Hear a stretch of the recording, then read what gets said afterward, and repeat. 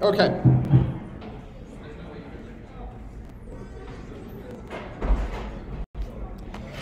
All right, so let's start with the slides and then I'll go into some demonstrations of some things today. All right. So we're going to talk about IS development. I'm going to cover Unit 10 first because it's critical that we get through the demos for that. If we have time, I'll go back to Unit 9, which is less critical. Okay. We can always cover that next week. So.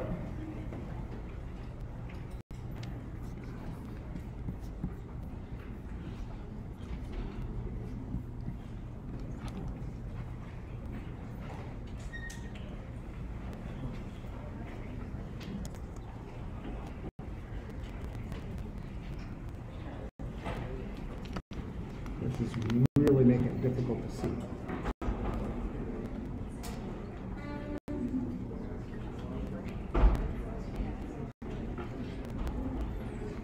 Okay.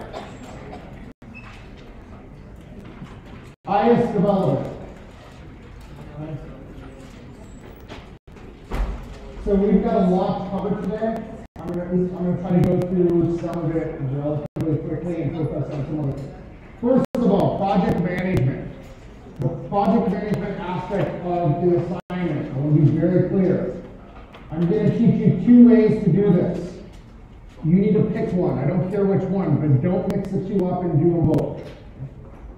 If you do Agile or Waterfall, you'll get points for that portion of the assignment. If you mix Waterfall and Agile together, your group will not get all the points. Okay? So Agile is what I think most of you are going to want to do. It's an easier way to do it, okay? A lot less formal, but it will require that you start taking some actions for the remainder of the class each week, okay?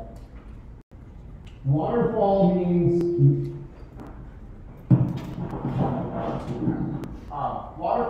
that you're going to plan it all out, figure it all out, and then you're not going to do anything other than do status updates to a project manager on your team. Agile, you have to actively take a screenshot of something every single week so I can see your progress. But Agile is a lot less formal, and you don't have to think about everything up front, which might be helpful. Now, we're going to talk about Agile, we're going to talk about Waterfall, and then within Waterfall, we're going to talk about requirements and use cases. Okay? So we'll do some exercises with use cases. When I use a whiteboard today, I'm going to use Miro. I sent out a link. Okay? You should have all seen it. I think I put it in Slack. We're going to use Miro for whiteboarding. It will be on the recording. And by using that, you can see it in the recording as well. Okay? So while I'm doing this, I'm going to go ahead and plug in my iPad so it charges. All right. So for Agile. With Agile, we have early and continuous delivery of software. Okay? It's a very rapid way to incrementally develop things. Our requirements may change rapidly. Okay? We don't use Agile for building a rocket ship. Okay? We use Waterfall for that. But for things like software, we can deliver the software more rapidly to accommodate our customers. So we would use Agile for that. Our requirements change rapidly. The developers and the business work collaborative every day in Agile. With Waterfall, not so much. Okay? Agile is a bit more informal, so projects form around small teams of individuals. There's not a formal Agile project manager usually. There's not a project manager assigned for an Agile project. You naturally come together, a small group, and someone becomes the Scrum leader. With Agile, we focus on excellence, and we're always focused on continuous improvement. So we have a process, which I'll talk about in the next slide, of how we do those improvements regularly. Okay? So with Agile, in the form of what's called Scrum, we have sprints. Okay? Just like if we're running and we sprint, it's very quick, and then we're done. Then we go on and sprint again, and we're done. Generally speaking, they're 2 weeks long. Some companies do them 1 week, some companies do them longer than that, but generally it's 2 weeks. Okay? For this class, for your project, if you choose to do Agile, you're going to do a sprint every single week. And we don't have enough weeks left in the quarter for you to do more than that. Less frequent than that. So, what you will do each week is you will have a planning meeting. Right? This is when you probably do your meeting minutes anyways. In your planning meeting, you're going to plan out all the work you're going to do for that week. Okay? You're going to decide what realistically can we accomplish as a team. You're going to document that plan of what you're going to do. Okay? Now, I'm going to show you a tool to do this. So once we get through these couple of slides, I'll stop and I'll show you a demo. There are several tools you can use. I'm going to tell you them all now. I'll show you a demo of probably 2 of them. One tool you can use is called ClickUp. I will show you that, clickup.com. Another one that I will show you is Trello. Some of you may have heard of Trello before. There's a third one called Asana, A-S-A-N-A. It's another one. There's a fourth one called Monday. They all look relatively the same. They all do basically the same thing. We're going to use something that often is found with Agile Scrum called Kanban. It's a Japanese term from Toyota. They invented this. We're going to use a Kanban board to track your tasks. And what you're going to do is at the beginning of your sprint, you're going to put all the tasks for your sprint in a column that you create called sprint. Okay? At the end of the sprint, you're going to have a sprint done column. And everything you've completed will go in there. And then there will be columns for each person on your team for the work that they're working on during the sprint. You'll assign tasks into the column. You just drag and drop. I'll show you how easy it is here in a minute. At the beginning of the week, when you do planning, you're going to screenshot your board. At the end of the week, when you do what's called a retrospective, which is when you look back at that previous week, and what did you do well? What could you improve upon? How effective were we as a team at accomplishing the tasks that we needed to do? You're going to capture that data in your retrospective. You're going to then screenshot the board again, and you're going to capture it in a Word document or a PDF. Okay? You're going to keep doing that until you get to the end of the course when that assignment's due, or the paper, when your paper's due. And that PDF or that appendix with your PDF or Word document is for the planning that you did for the project. So for Agile folks, that's what it's going to be. It's going to be your, what did you plan to do each week? You do this on a weekly basis. Your plan, at the end of the week, you'll have a retrospective. You'll have a screenshot of your board on the, say, Monday, if you start the week on Monday. You have a screenshot on, say, Sunday or Friday when you end your week. Okay? So you have 2 screenshots per week. Notes from your planning session, notes from your retrospective. Okay? Now, the other thing that you're going to have is every day, you do this asynchronously. You do not need to meet every day. Be clear. You do not need to meet every day. How many of you are using some sort of chat system or text messaging to communicate with your group? Okay. You can use that. All you need to do, each one of you, is report what did you do today for the project, what are you going to work on today for the project, and do you have any issues? Okay. Someone from your team needs to capture that information each week and add that to that report for your week. This is if you're doing Agile. Okay. That's all that you need to capture for Agile for this class. We're not going to worry about burn down. We don't have the tools to do that in this class. Burn down is where you've got certain things and it shows a graph of how fast you're actually getting the work completed over your sprint. Okay? We're not going to be able to do that in this class. We're going to write tools for that. The stand-up meetings are usually brief. What you can do is you can do it asynchronously. I know you all have busy schedules. You don't need to meet. But typically what you do in a stand-up meeting is we all stand around a table or we all stand around on the phone. Call a stand-up meeting because they're still standing up. We don't sit down. If we sit down, we kind of talk too much. Okay? So if we stand up, we can make it very brief. And everybody just answers the exact same 3 questions as quickly as possible. What did I do yesterday? What am I going to do today? And what issues do I have? That's it. That's all stand-up is. You don't get into the details of the issues. You don't debate things. That's all a stand-up does. So your report to for each of you should just be very brief. I did this yesterday. I'm doing this for the project today. And I'm waiting for this, so I'm blocked on this because I need this from someone else. That's it. Okay. I will get to those of you who want to do waterfall later today in the course. Okay. Now, there are different tools you can use. I've got ClickUp, Trello, Asana. I actually learned about Monday in a class earlier this week. I hadn't heard of it before. but it's similar to these. Jira is another tool, too advanced for this class, okay?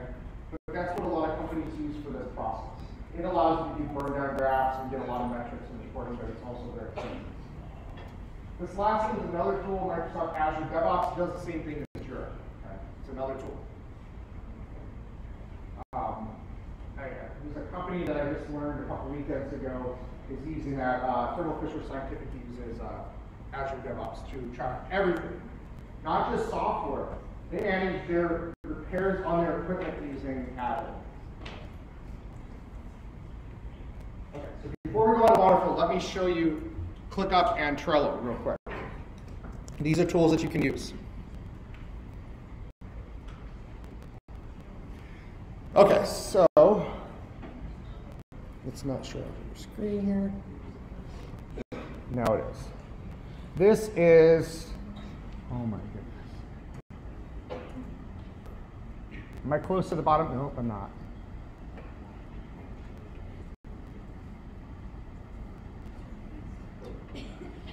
I'm sorry, I can't see the mouse pointer. This thing's far away. I have a Kanban over here, okay? I have different columns for different things, okay? I can drag things between these columns as I complete tasks. So this is not what yours will look like. Be similar, but the columns are going to be a little bit different. You're going to have one that's like open. Okay, this is all the open things. Every task you think of for your project that you need to do, if you do an Agile, you're going to drop it in the open column. Okay? As you plan your sprints, you're going to have a second column for your sprint. Okay? All the things you're going to work on in that particular sprint, you put in the sprint column. Okay? Like this one here. Then each one of you will have your own column for your name. Okay? And that's so we know what everybody's working on. Then you're going to have a sprint done column here, which is where you're going to gather all your tasks each week that you've completed. At the end of the week, the retrospective is going to count the number of tasks in the sprint close column, and you're going to screenshot. Right? So we can see how many tasks you moved through the week by the screenshot. The close column is after the sprint is done, you've done your retrospective, all the things in sprint done, you move into the close column. That's what that's for. And then you move on to moving more tasks from open to your sprint column for the next sprint when you plan it. Okay? So you're going to use this tool for that. Again, it's just, you drag and drop. There's an app for your phone, so you can use your finger. And there's an app for iPad and Android, you can move it with your finger if you don't want to use the computer. This is ClickUp. You can view it, this is in the Kanban board style, but you can click the top there and do list or a calendar view as well. I'm going to show you Trello as well. Trello is very similar looking.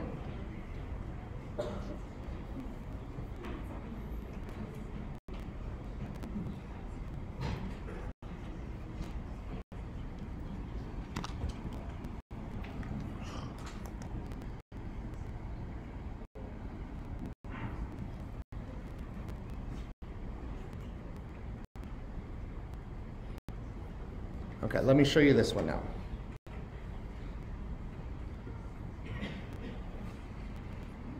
Trello's board looks very similar. By the way, if you want like hands-on how to do this, both of these companies have really excellent videos that won't take very long to watch on how to set it up and how to use it. They want you to use your product it's free to use. Trello's the same thing. I have these cards in a column, and I can drag them between different columns that I set up. So with the Trello one, this default is to you doing and done. You'll have a few more columns because you have people in your group. Okay? This way you can track who's working on what. Again, if you want to learn how to use this software specifically, even though it's very easy to use, you should be able to figure it out. If not, just watch a video on how to use Trello or how to set up Trello or ClickUp or Asana or Monday, whichever one you use. To me, they're all about the same. Okay, so let's go on to Waterfall. Agile's very simple compared to Waterfall. Waterfall's got a lot more technical. Waterfall is also known as the Software or Systems Development Lifecycle, or SDLC. It's been around a lot longer. It has well-defined phases, and we call it a waterfall because just like the waterfall, we finish a phase, we move down, we do the next one, we move down, until we get to the bottom. We get to the bottom, then we can go back up and start to process over again. Right? That's waterfall. With Agile, though, every 2 weeks we're doing a full cycle. You guys should be doing that. Every 2 weeks we do the cycle, all those steps in a 2-week cycle, very quickly. So if someone comes up to me and says, Professor, I want to change the requirements in something, with Agile, I can probably accommodate it within a few weeks, okay, and get it into the cycle. With Waterfall, that might be 6 months, it might be a year, it might be 5 years, it might be 10 years for a rocket. I don't want to make a change. I can't make those changes as quickly. Now, we have all defined phases. One is planning, we have requirements, we have design, implementation, and maintenance. There's some stuff in the book you should take a look at. But with Waterfall, we have a formal project management structure. So, to pick on our TAs, okay, they would be our project managers for various projects. Every update, I'm sorry for doing this. But anyways, we would pick a project and I would say, you're going to work on the rocket ship, and you're going to work on the capsule, and you're going to work on the moon base, okay? And these three are going to have these very large projects to work on. They're going to work on planning them, defining requirements, the design, implementation, and maintenance. This might take them a very long time to do, okay? Now, they're going to be reporting back to the executives on their project status, or whoever the leader is for the organization.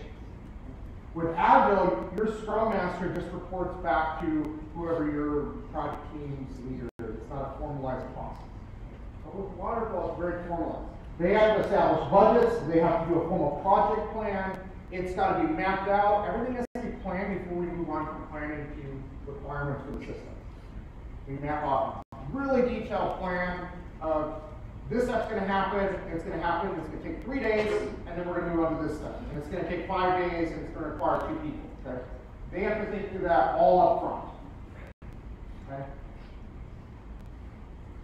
Then we move on to requirements, where we sit down with our users and we figure out what the system actually needs to do. In this case, he's going to figure out what people want in a rocket, you're going to figure out what they want in the capsule that they live in, and you're going to figure out what they want in the moon base. They're going to go out and gather those requirements from the users. Once they finish those requirements and they're frozen, you can't come to him and say, hey, I really like your rocket, but I think it should have 2 engines instead of 4. It's too late. You can't go to him and say, hey, I think we should have a high-rising base instead of a really flat base. Too late for that. You've got to wait until the next time you launch a new version of that product. The design side, after we've frozen our requirements, we start having someone, architect, come up with a design for the system. Okay? Once the design is frozen, we all agree to it, then we move on to actually implement it. So in the rocket example, it's manufacturing. In the software example, that would be in building the software and installing it. The last thing is, after we've implemented it, we've gone live, there's a maintenance phase that happens. We're constantly maintaining the system. So every time we fly the rocket, Matt's got to figure out how we maintain it and make sure it's, if there's a problem, he's got to fit that into the plan of how we're going to fix defects in the rocket. So it's very formalized. Now we use a tool, well, we use several tools. One could be Microsoft Project. Okay? Who's heard of Microsoft Project or used it? Anybody? This is a first. Usually people have heard of it. A more modern version is Smartsheet. Okay? It's a web-based system that we can use. Anybody heard of Smartsheet? Used it? Okay, one person. Yay. Okay.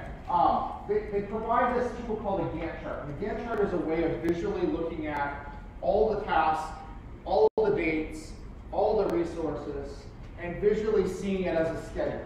How many of you work, and you probably nobody's going to raise their hands, I know this, it's ridiculous. But how many of you work for a store or a restaurant or something where you get a schedule on a big piece of paper and everybody's name's on it and it draws out like the times that you're working? Anybody have that? Okay. I used to as well. I used to have to do those. That's like a Gantt chart. It shows all the resources, when they're working, how long they're working, etc. So you can visually look at it and understand what's going on. A Gantt chart is very similar to that. Okay. Planning. So the planning phase, we have to determine what the problems are that we're facing. And in my example, because I think it's a little easier to understand a non-software example, I'm going to continue to pick on our TAs. And we've determined that we want to have a presence in space. Okay? We need a place to live on the moon, we need a way to get there, and we need a way to survive on the way there. So they each got a very key piece. What are the current and future needs? Why are we developing the system? We have to answer these questions. Why are we developing? Who are the users? Is it new? Is it an upgrade? Well, some of those components we have already, right? We have rocket ships. So we're going to be upgrading some of these components, but we don't have a moon base, right? So portion of it is a new piece of development from scratch. Who's going to use the system? Okay, so in the case of software, what departments would use our software system? When will it be finished and what capabilities do we have? Then we might have a task force that is made up of internal people, our employees, as well as our external users, our customers, okay, or other stakeholders. We'll look at the feasibility. Okay? I'm going to slowly move away from the rocket example now start kind of looking at software. Is it economically feasible for us to go and build this piece of software? Is it technically feasible? Okay? Is it operationally feasible for the way that our business operates to implement the software? Is it going to work with the schedule? Is it feasible? Okay? If we need something tomorrow, and it's going to take 2 years to develop this, and we have to have something tomorrow, then it's probably not feasible from the schedule perspective, right? So we may have to come up with something else. And is it legally feasible for us, okay, to do so? So after we've done that planning phase, we move into requirements. Okay? And in a requirement, we have different types. So the first type is functional. I'm going to come back to that when we talk about user stories here in a minute. Functional is functionality of the system. And to give you something that probably makes sense to all of you, okay, is here's an example. In the registration system, I need to be able to crash a course. Okay? That's a functional requirement. It affects the functionality of the system. Non-functional, though, don't affect the functionality. Okay? They cover other areas. Here's a few examples. Security. The system must have two-factor authentication. It's not a functional, it doesn't really affect the functionality of registering. It just provides additional security. Okay? Compliance. The system must comply with the GDPR. It doesn't affect the functionality, it just affects what you have to comply with legally. Okay? Service level support. The system must be available Monday through Friday, 9 to 5. Okay? Or supportability. You can have a help desk during that time. Availability of the system must be available 99% of the year. Okay? Capacity. The system must be able to support 1,000 people hitting it simultaneously. Okay? And then there might be other ones as well. Functional requirements define the function of a system. They define the results of a system. So an example would be, the system must provide a mechanism that enables a user to create a new employee record from a mobile device. That would be a functional requirement for, say, an employee system, an HR system. Non-functional, these are not based on functionality, but they support the function. Okay? So the system shall maintain availability at 99.39%. Okay? System shall comply with GDPR laws. We gather and compile these requirements as part of the requirements analysis. So we talk to users. We want to understand what users want. We evaluate what we have already today. What's wrong with it? Okay? What can be improved? We determine new web pages, forms, report queries that might be needed to support the system. We identify new app features and functionality that we need. We consider security. We create a data model. How does data get into the system? How do we get data out of the system? And then we consider all the different components of the 5-component model. Okay? So hardware, software, data, procedures, people. Consider all that. So then we want to gather the requirements. What we do is, one way we can do this is user interviews. Okay? We talk to people. We analyze that data. We then draft a requirements document. Once we understand the basic requirements, we then do a use case. And the use case is basically the step-by-step of what we do in order to accomplish what we're looking to do. Okay? I'll show you some examples a little later. We also might create the ER diagrams that we talked about a few weeks ago. Okay? And we validate the requirements We then walk through all of this with our users to make sure that we did not miss something or make a mistake. And then at the end, we get sign off. We get the users to agree that that's what they said. If we get the sign off, we are less likely to run into issues where the user says, no, you didn't understand it after I've already started the process of building the software. It's very important to get the sign off. Another way is surveys. So we send out a survey to our users. We gather that data from the survey, we go through the same process as before. This is less effective. It's more effective to have that face-to-face conversation if we can. We're more likely to get better requirements out of people if we sit there and actually talk and have a conversation. But a survey may be possible. Another way is to have a large meeting with a bunch of people. This class is not conducive to do that, unfortunately. But when it's a smaller class, we can all get on the whiteboard, we can have sticky notes, and we can start writing down the requirements for something, go up to the board and do process. So that's another way to do it, and you give people currency to prioritize. So I just did this exercise last weekend for grad students. There were only 50 of them. They got Monopoly money, and they could decide which requirements were the most important to them.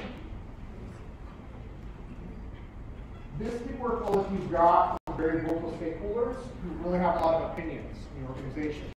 And this also works well for a cross-functional team. You bring people from finance and marketing and management and HR and all these other areas together.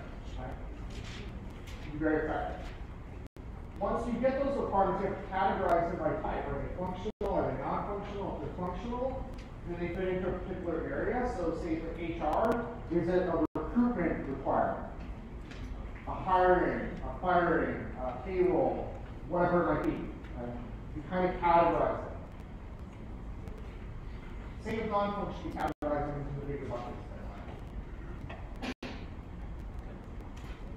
We then prioritize them, and that's just a business decision. Right? We have a finite amount of money, and we have a finite number of resources. We can't do everything. So we have to prioritize what we're actually going to work on.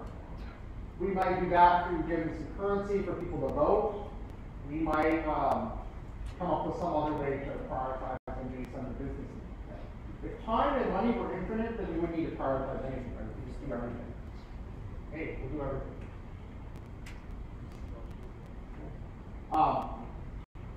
If you use a tool like Jira, then there's actually a voting capability in it, so you can have people vote, and your customers will vote for what's most important. Whether they internal customers or external customers. Now, user stories. This is what everybody came here for today for the project. User stories are a way to get requirements and really get a good amount of detail for a requirement. So, a user story is a high-level requirement, and it provides just enough information to deliver an estimate of how long it's going to take, and it allows us to have a conversation with users. So, if you take 171, the design course for undergraduates, one of the projects you have to do is go out to the hub, spend an hour or whatever, and actually sit down and understand what students want from different campus systems and write those down. Right? You have to think of a story as the smallest work unit for a project. It should be something that's a single task that you can complete within one sprint. So for this class, it would be something within 1 week. Okay? So other classes it might be, or other real-life situations would be, what could you do in 2 weeks? If it takes longer than 1 sprint, it's actually an epic, which is made up of multiple stories. Okay? So for your project, I believe it's 30 stories if I'm not mistaken. Okay? If you divide that amongst your group, you know, each one of you, maybe you've got 5 people at 6 stories apiece. You're going to write these stories, and for the purposes of this project, you just put them in a Word document. In a real environment, you put these in Jira, or you might write them on an index card. But you can't submit index cards online, and these guys, I guarantee, don't want to be having to figure out that many index cards. It's a lot. So, we will put them in a Word document or a PDF. And what you're going to do is you're going to think about one of those problems that you're trying to solve, then look at the system that's required. So let's use HR. It's an easy one to think about. Say you're going to replace the HR system. Actually, they don't have an HR system. So you're going to create one from scratch. You've got to think about what are the functional requirements that you need from that system for HR. And you're going to write user stories. Right? I'm going to throw an example up here, and this one won't count if anybody writes it down. So, be fair. So let's say I am a manager. So the way I would do this user story is, as a manager, I need to be able to see a view of my entire organization showing all of my employees. That's the user story. Then a developer would then have to take that and figure out how to build that in the software. And in order to do that, I would write a use case of exactly how I would do that. So my user story would basically be that as a manager, I need to be able to see all of my employees in my organization. My use cases then would be the steps to do that. So step one, I log into my web browser. Step two, I authenticate with my company account. Step three, I click on my name. Maybe step four is I then see my org chart. And then step five, I can click on an individual employee and see their details. That might be my use case for that user story. And then the developer's got enough information, hopefully, to be able to build that functionality into the application. I will also have, how do I validate that this is the case? So I'll have like a little picture of what it should look like. So here's some examples in our world here on the campus. These are all examples of a user story. One is students can purchase monthly parking passes online. Another one is parking passes can be paid via credit cards. Another one is parking passes can be paid via PayPal. Okay? Where you run into issues is when people say, and this would not be a story, this would be an epic of me saying, students can purchase parking passes via credit cards, checks, PayPal, Bearbox. That's more than a user story. Each one of those should actually be a user story, because that's a lot of work to do all those areas. Now we might decide that after we look at this, that parking passes can be paid via credit card. We might look at that and say, actually, we've recognized this is actually more than a sprint's worth of work. This is going to take a developer 3 sprints to do. We'll break that into smaller chunks. So that might actually be an epic rather than a story as we dive into it.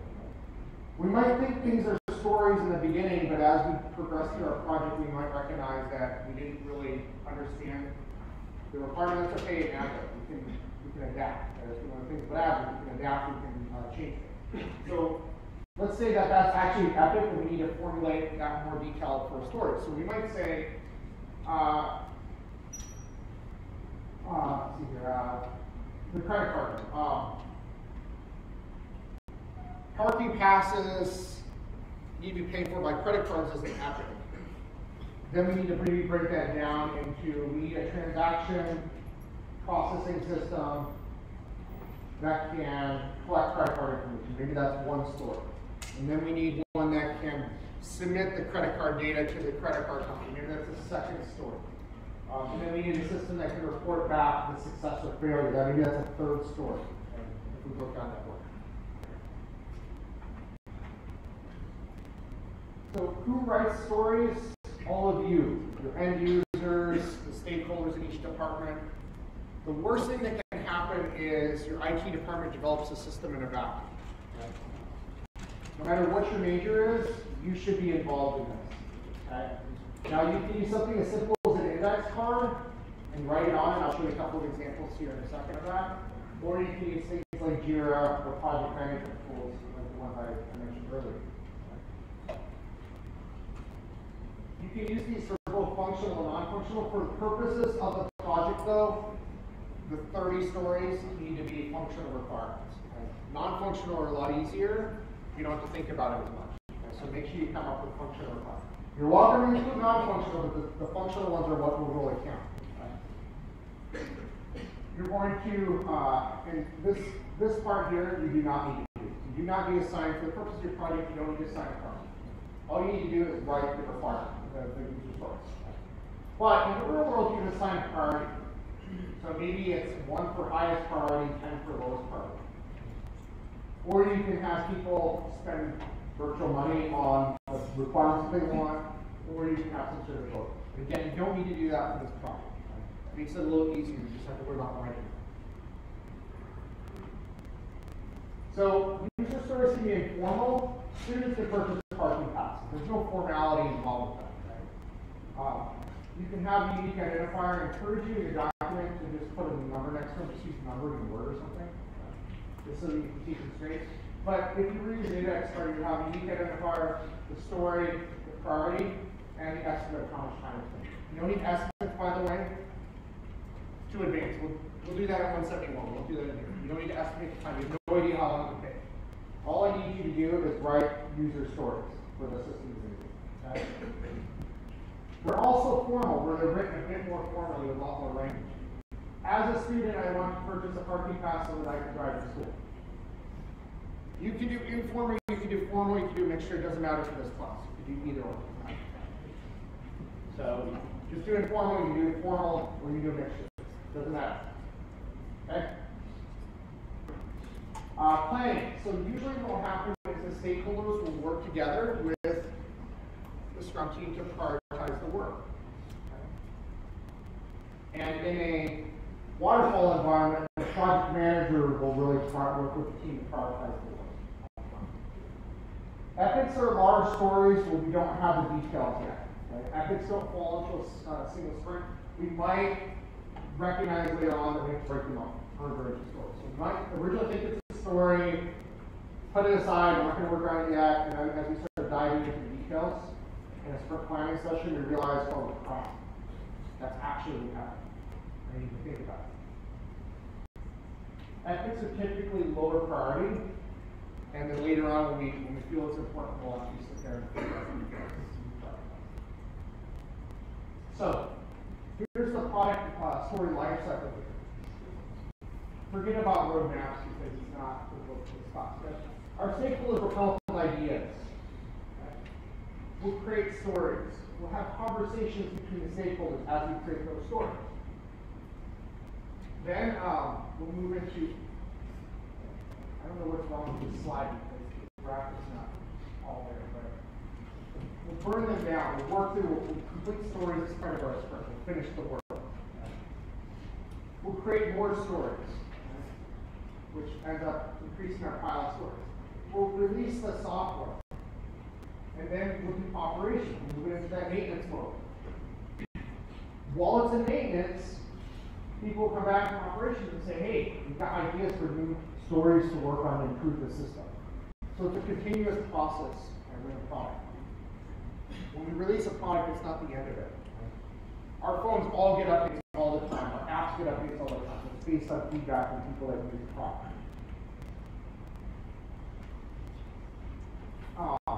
User stories can have more details.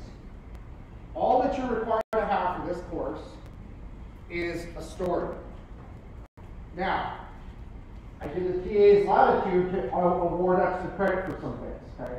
One of the things you could get extra credit for is if you do what's called a rough UI mock-up on your story. So if you're thinking through what something might look like, you could actually draw it on a piece of, or draw it in Word or whatever, okay? Or attach a picture of something you sketched on a piece of paper. And that could be a way to get some extra credit. Another way could be to do process flows. You just draw a flow chart of step 1, I did this, step 2, I did this for the story, step 3, step 5, I processed the credit card, and step 6, I get a receipt.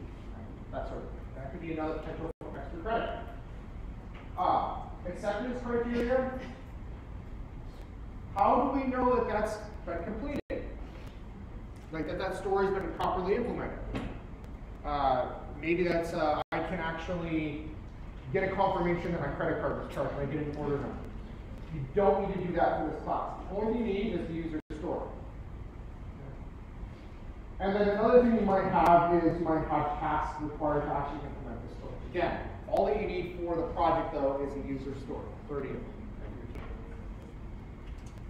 Anything else icing on the cake could be extra credit. Themes. Themes are just categories of related stories. There's no specific structure to them. You can make them up within your group. Okay? Just help you to understand, for example, a registration system. You have really 3 types of constituents: students, faculty, and staff. What you need out of the system is vastly different than what I need. Actually, you have PAs too, so technically we have 4. What they need and what I need and what you need and what staff need are vastly different. Okay? The way that we see a system is completely different from one another. What I think is important, you all probably don't care about. Okay? Same thing with any system that you're creating in business. The finance people are going to care about certain things. The marketing people are going to care about different things. You have to consider all those viewpoints when you build a system. Okay? Now, use cases are not something you have to do for this class. Okay? Only have to do this list.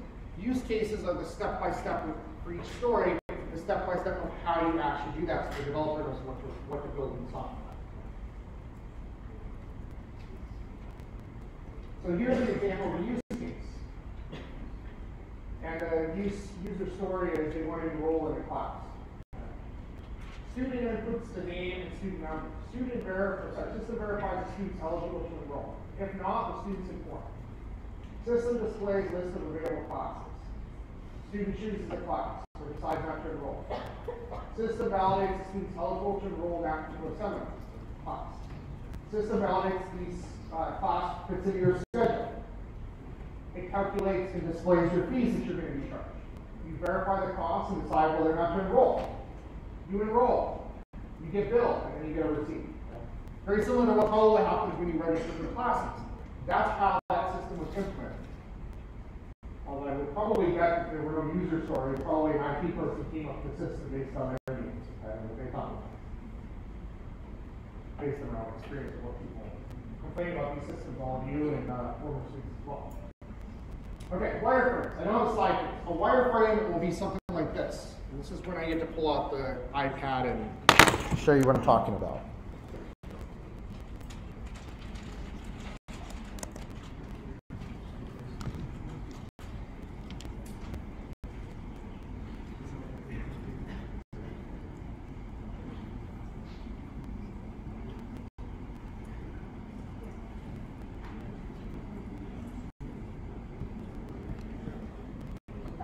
That's not it. Am I close to the top of that mini bar? Because I cannot see the mouse. Up? Up? A lot more? Okay. Okay, I just need to get to this one here. That's not it. Where the hell is the...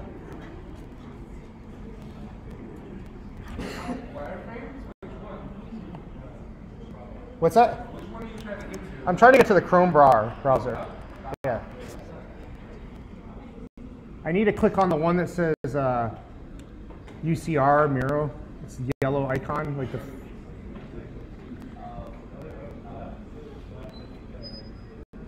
that it? No, that's not it.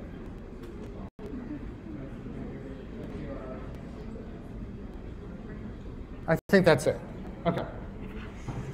This is the second classroom where the technology didn't work today. All right, so this tool will allow you to follow along, okay, if you want. And what I do on the board, you can all see on your devices if you have the app and click on the link there in the slide. I will use this hopefully going forward instead of a whiteboard. That way you can all see in the recording as well. I have it next to you.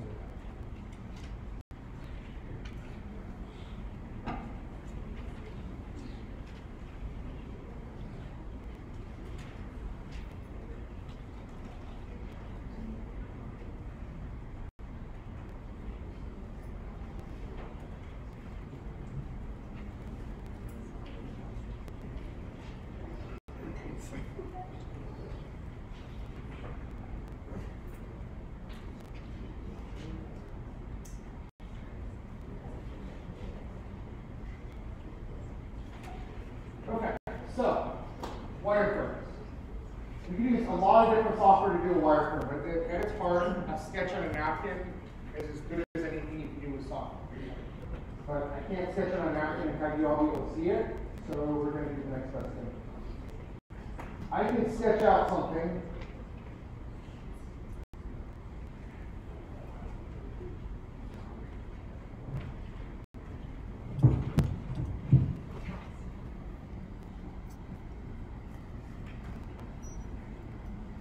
Let me try something here.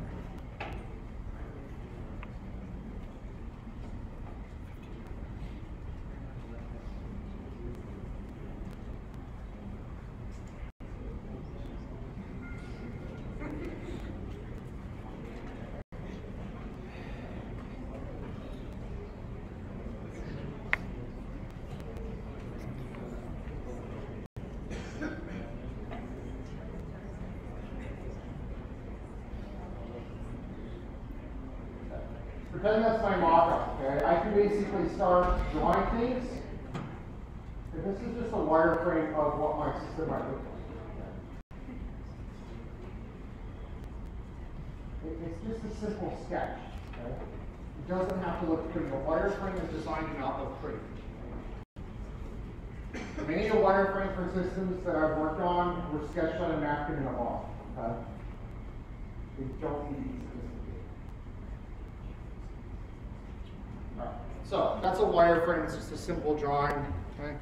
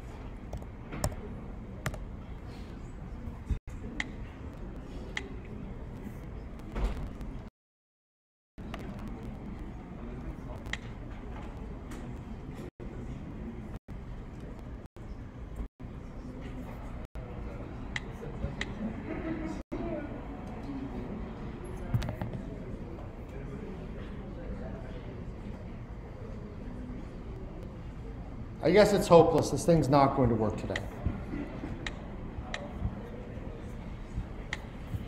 All right, so beyond the wireframe, we have things called mock-ups. I'd show you this slide, but I can't see to get those slides back without disconnecting the live stream.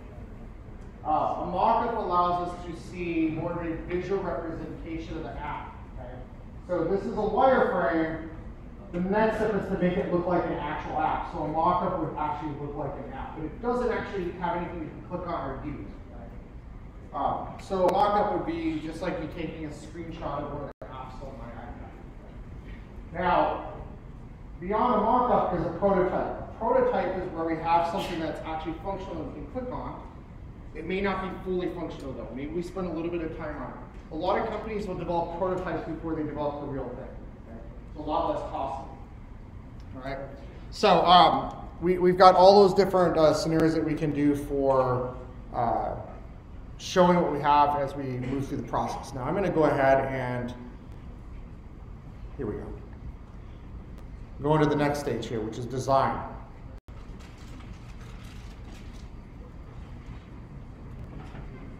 We are just going to play this one.